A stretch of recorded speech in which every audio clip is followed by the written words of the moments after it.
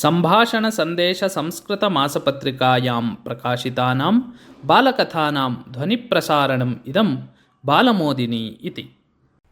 कश्चित् उत्सवम् अधिकृत्य मन्दिरस्य भोजनालये महता प्रमाणेन सह भोजनम् आयोजितम् आसीत्। भोजनम् आरब्धम्।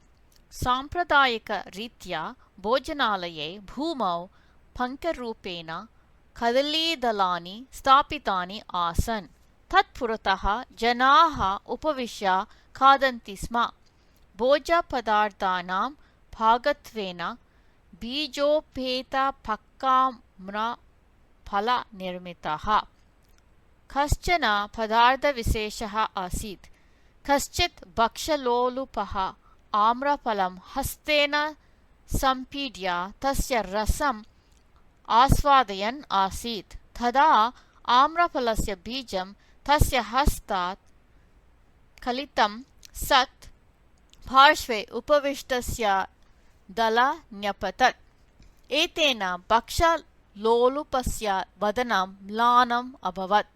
तदा तं दृष्ट्वा पार्श्वस्थ उपवदत्, चिन्ता मां करोतु, आम्रबीजस्य स्पर्शनेन मम खाद्यम् अतीव न दूषितम् इति।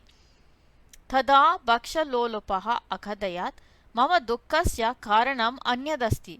आम्रबीजं न्यूनातिन्यूनं 10 दलानि स्पृष्ट्वा अग्रे गच्छेत् इति आसीत् मम आशयः इति।